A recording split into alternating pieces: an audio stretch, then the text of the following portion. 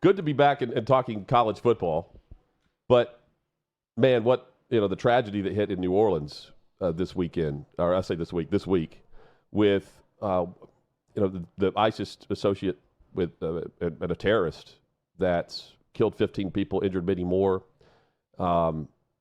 There's a football game to be played later the next day. Later that day was 3:30 in the morning. And the discussion was, okay, is it going to play? No, they're not going to play Georgia Notre Dame in the Sugar Bowl. They're going to move it to 24 hours later. Then they have kickoff at 3 p.m. Central, 4 p.m. Eastern. And I'm thinking, how are they going to get this done? How are they going to play this game right now when the FBI at the time was saying, well, there were more people associated with this. This wasn't just a solo actor involved. And you have the governor declaring a state of emergency. But yet everyone involved with the game and the sport was saying they're going to play the game. They're in a lockdown at the hotels for both teams. That's expected, right? Coaches want to play the game earlier. And I'm thinking, how do they play the game earlier? How do they play it later right now with what we don't know? But less than 24 hours later, FBI's out with more news. That's just the solo actor here that did this. Kickoff happens. And, well, Allstate and their partners, they open with this. Welcome to the Allstate Sugar Bowl. Wednesday, tragedy struck the New Orleans community. Our prayers are with the victims and their families. We also need to be stronger together by overcoming an addiction to divisiveness and negativity. Join Allstate working in local communities all across America to amplify the positive, increase trust, and accept people's imperfections and differences. Together, we win. Tone deaf isn't even the right way to describe this. Amplify the positives. Together we win. When the only reason they're playing the game is because of all the money involved with the All-State Sugar Bowl and the college football playoff. Had nothing to do with unifying the country or New Orleans. This had to do with making sure you played your college football game. And they opened with, the BS that was that. And then the fade to, here we go with let's play college football now. Whatever.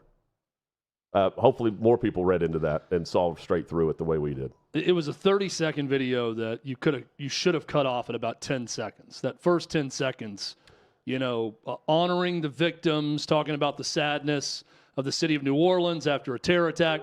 Just end it there and do nothing else. There are a number of mistakes being made here. One, do not try to sell your product during a time of sadness and grief like this in the wake of a terror attack, because I don't even like the tone of, now's the time to join with our Allstate representatives and agents in your community to bring up togetherness and do away with divisiveness and all that. Now's not the time to sell, so don't do that in your pre-prepared message that you're delivering to America. And yeah, tone deaf, you could call it a lot of things. I call it just stupid to go that route. Look, this was a terror attack. This is not a time to shine a light on, we're just really not together and things like this are happening because we're not together. No, there's no even trying to find the other side of this or anything. One person decided to take human lives in a terror attack. There's no, hey, we need to be better or we need to be more together. No, let's talk about the evil that is, and let's stand with the victims in the city of New Orleans and the first responders and the police department and the FBI and everyone that's working to make things safe in the wake of a terror attack. So I thought it was terrible. I thought it was stupid. I think they got bad advice. I don't know if it was this person that's in the video that wanted to do this, but Hutton, they ended up deleting all of the traces of it on social media. Thomas Wilson is the CEO. Yeah, but they deleted it everywhere else. Well, here's the thing, man. We had just yesterday, whenever this is on, explosives around the city. We barely even know the victims' names. And we're being lectured about divisiveness and inclusion. What?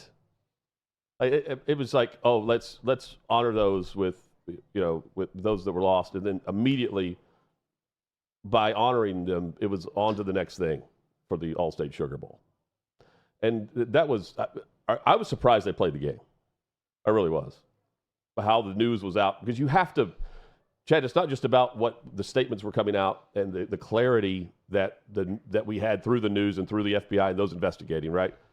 In the moment, you have to postpone those games well in advance of when news was updated prior to kickoff about it being a solo deal.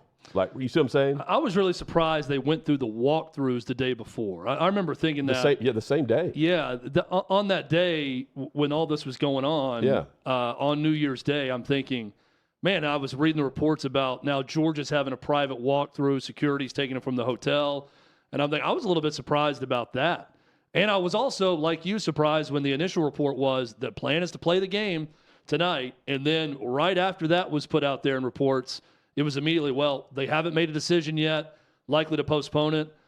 I will say, we're going to talk a lot about what ESPN got wrong with all of this. What something they got right was Laura Rutledge, who was on site and terrific. She was all over ABC. She was on every ABC and ESPN property, and she is one of the best, not just at ESPN, but in our profession. And she showed her range as a news reporter during that time. I thought she was outstanding. There were other things ESPN got wrong in all of this, but she was great. She was not one of them. I was surprised by a lot of this. I wasn't surprised they played the game once they realized that they've gotten rid of all the explosive devices around town. It's just how fast they realized that they got rid of all the explosive devices. Yeah. I'm not surprised they played the game. I guess I'm surprised they played the game there the very next day. With the news coming out, all of the uncertainty, just keep in mind, like, we have more clarity now than we did then, and the decision then was, we're going to kick off the game with fans in attendance. Like, there weren't many, but fans in attendance and the teams, and just because this is the college football playoff. Well, you can play that game. I'm not saying you don't play sports and you don't play the game itself. I'm just saying when they played it, given the fact that it's a terrorist attack, we're being told by the feds that this is not just one person and that's it. Like, there are other actors in this. What was a report that came out just the day prior? 3 to 5 others that were, okay, where are they? You see what I'm saying? Yeah. All of that. And then there was, kickoff's going to be at 3:30 Central. It's like, here's what I don't really like in all of this. And look, we talk about sports every day. Sports are important. Sports are a unifying thing, and people take them very seriously and spend a lot of money. The Notre Dame and Georgia fans that were in New Orleans spent a lot of money to go and stay in New Orleans and go to that game and on the tickets and everything else with travel and flights to get there. And I realize all of this. I don't really want to hear about how Notre Dame and Georgia or the SEC or anyone, boy, they're pushing to play that game earlier in the day. They're trying to find any way to play earlier in the day to get ready for that next round. Right.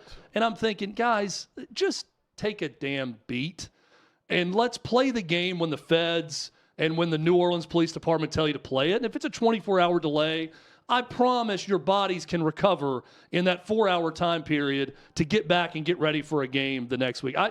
I hated that part of it. And I'm someone who, look, football is really important to me. And I love it, and I get all of that. But there are things that are far more important than football. Terrorists. And what I hated seeing the whole time on New Year's Day was, both coaches and the teams really want to play that game earlier, and they're pushing to play it earlier in the day and not at 7:45 Central because they want a bigger jump start on the next opponent. And I'm thinking, you'll play the game when they tell you to play the game, and shut up about bigger jump starts on the next opponent there's 15 people who are dead that everyone knew of at that point in time. Right. I thought that was a little bit short-sighted. And just the unknown aspect of it with what they were searching for others. They speak and they reach out and they find out, okay, they're not associated with this. They're not included in this. Okay. But in the moment, it is being discussed about what safety precautions are being taken place for the Super Bowl. And the SEC and, the Big Ten and Notre Dame and the college football playoff are like, we're playing this. Allstate, we're playing this. And then to open with a lecture about, don't be divisive, be inclusive, whatever. I mean, again, we barely know the victims' names at that point. Have a serious. It was time for dignity and respect, and I felt like the whole thing was a lecture about something that we would have seen during Black Lives Matter. Yeah, that's what we that are was. addicted to divisiveness, I think was the words from the CEO. Have they released a statement on why they deleted everything after they did that video? Obviously, it aired on broadcast television, so everyone saw it. But I'm curious as to if they've said why they deleted it.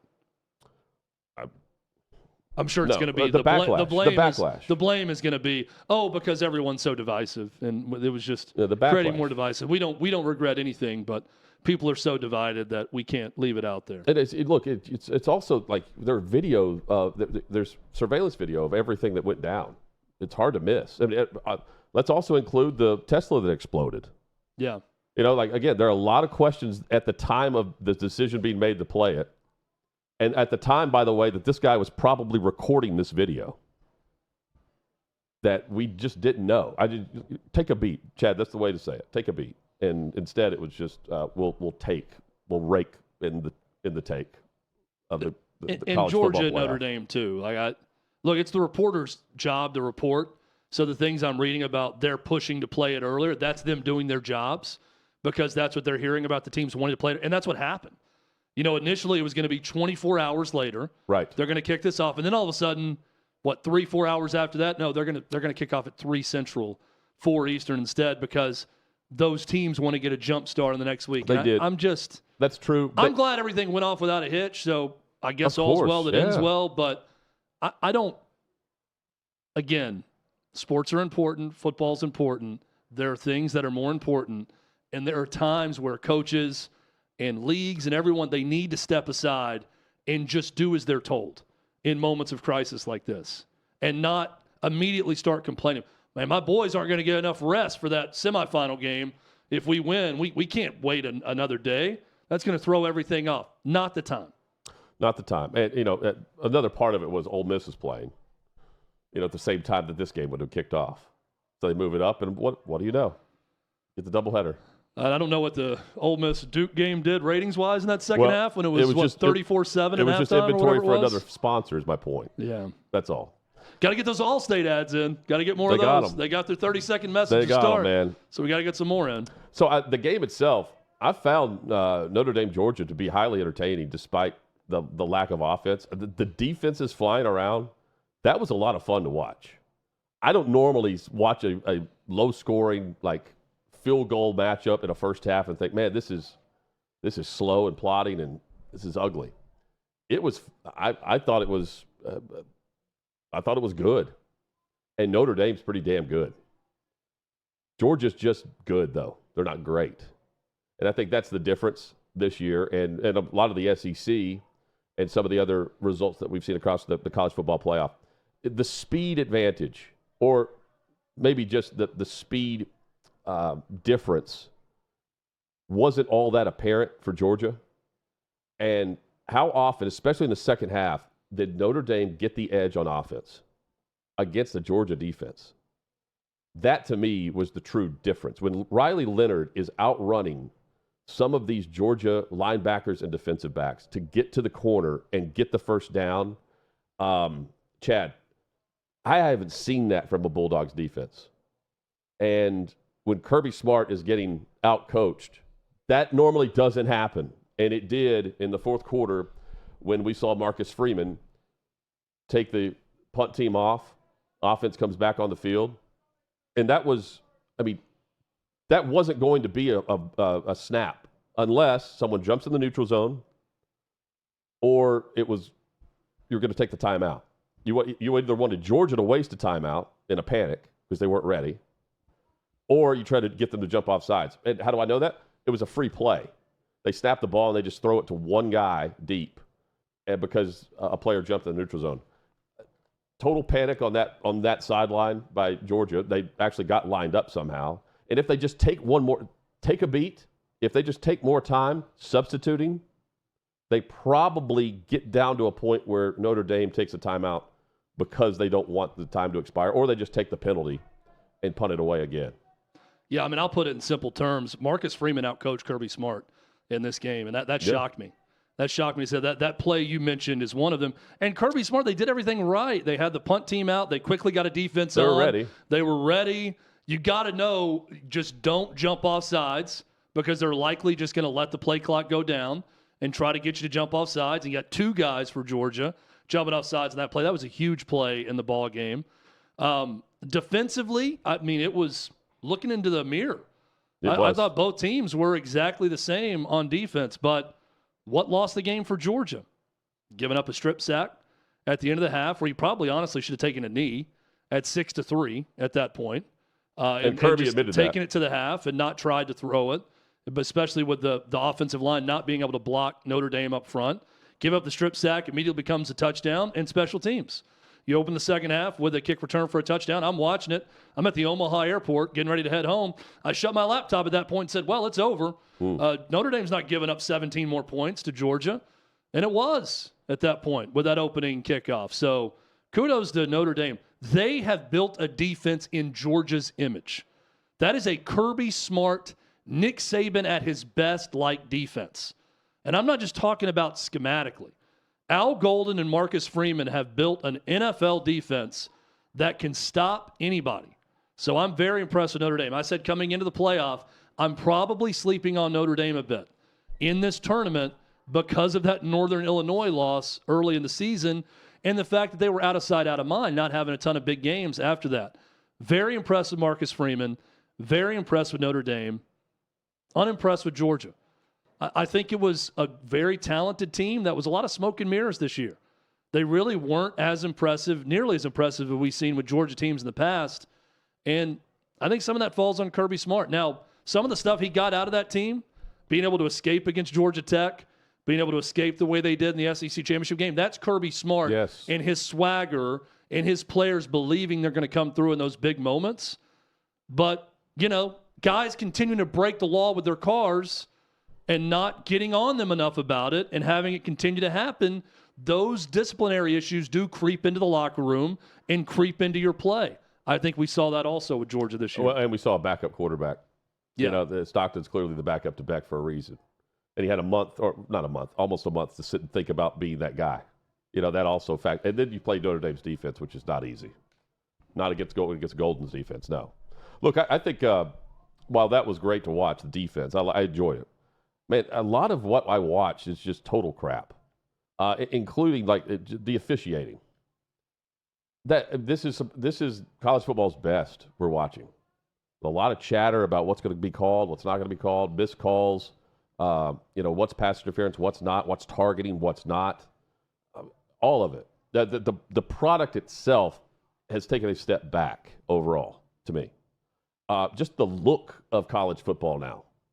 You know, this is just bare bonesing it here, but like you got players now that are just wearing. Chad, you mentioned before they look like bike shorts. Looks like Lance Armstrong. Capris. But now they're like ripped and you've got ripped on the sideline. They're above the knee, just basically wearing shorts. You've got Georgia players that are playing this game that have like cut them almost like they frayed, like you used to fray our jeans back in the day. You got the one black sleeve on the leg for the one player, and then the other pant is pulled up, mid thigh on it. I don't. It looks like a walkthrough. It does with some of the guys. I just think, and by the second half, these things are ripped apart. It just looks sloppy, and that's how I describe much of the product we're watching. And as a whole, I'm taking it in. I'm still a college football fan. I'm going to tune in. I enjoy watching the games. But the look of it has changed, and the mechanics of it has changed to a point where if I didn't love it so much, if this were just a sport on TV that is good for background noise, I'm tuning it out more than I'm tuning it in. But because it's football, and because it's either the NFL or college football, I'm tuned in and I'm locked in no matter what I'm watching. But I also am trying to recognize and be able to say the reflection, if they looked in the mirror, is not what it once was. And that is a sign and a point back to leadership of college football and the lack thereof. Who is enforcing, or who's holding anyone accountable in any of this? No one. And that's really where I ended going into the semifinals. Yeah, it's very much a 7-on-7 culture. I think that's invaded college football and football in general. Now, the NFL has actual uniform regulations that don't allow them to be sloppy like a lot of these football players, but I see a lot of it as this looks like a bunch of guys getting together in a 7-on-7 tournament on a Saturday in April, the way they wear their football pants and everything else. Yeah. I'm not a huge fan of it. It's $1 billion business. It's $1 billion business that anywhere you go, we're watching it, and we're going to talk a little bit about some of the ratings too. Yep. Everybody's watching it. We love football. We can't get enough of it. But this is not me being the boy who cried wolf here. There's going to be a law of diminishing returns. If this is allowed to continue, if rosters are going to completely turn over from one year to the next, if guys are going to be allowed to wear a leg condom with one leg pulled up mid-thigh, A rip one. like they're playing 80s NBA basketball with their football pants. If all of these things, these are small things, not the rosters completely turning over year to year. The uniform stuff is, but when you allow these small nicks and cuts to continue, eventually you're hemorrhaging to death. And that's college football culture. And I think it's going to get under control. There's going to be rules and regulations set forth, probably by our federal government. We all know how quickly those things work with the federal government. May not happen as quickly as we want, but they're going to get some things under control. They need to, because it's fine right now, but if allowed to continue, people will start to check out a little bit more. Fans are all about college football with passion, pride, devotion, loyalty. I want there should be a demand for college football to have some pride in what they're presenting us. Yeah, and the ref thing's got to get better. That's a part of all of this. I mean, we're going to talk about Sloppy. money, and people are going to bitch and complain about losing a player because, our school has so much money and our collective has so much money, and just it's unlimited and paying monopoly money. On the school side and the league side, it is like monopoly money. The SEC and the Big Ten aren't having to pay their athletes the money. It's outside forces and boosters doing it. So pay the damn refs more, make them full. I don't know what you do. Pay a central body that can expedite review processes and get them done better and quicker. Do something to improve the officiating process. Don't just sit back and, it's human error. And boy, these guys and girls, they're doing the best that they can. We all understand they're probably doing the best that they can, but it's got to be better. No doubt. And you've got to at least show that you're doing something. Brett Yormark is absolutely right. There needs to be a higher standard of what we hold officiating to in college football. And it can't just be the same old, let's just stay silent about it. Coaches can't say a word. Leagues can't say a word. Make it better. At least show you're doing something. I hear that excuse so many times. Well, what are you going to do? More money is not going to make a mediocre official any better. You're just going to pay them more money. Well, at least try it. You do that, and then you hold them to a higher standard. At least try it. And the review process, yes. How many times this college football playoff do you see with all the high-tech cameras on ESPN? They're all there. Every time we're watching these games, immediately you say, that's a catch. Oh, that's not a catch. Let's go to the little monitor over here. Let's sit here. Let's get another commercial break in. Let's get that CEO from Allstate back out here to sell us some insurance in the wake of a terror attack. And we're all sitting there at home saying, we know what it is. Just do it. I think the NFL review process, where they quickly give them the heads up, hey, we're reversing this. This happened. Especially at this level of the playoff. Let's go. Bring it to college football. Spend some money. Bring it in there. I'm totally fine with some dude sitting somewhere in Indianapolis or Birmingham or whatever that's behind a monitor that's a former official saying, yep, he got it, or yep, he didn't, or hey, he's out of bounds of the 5, or hey, he stepped out here. Do those things quickly.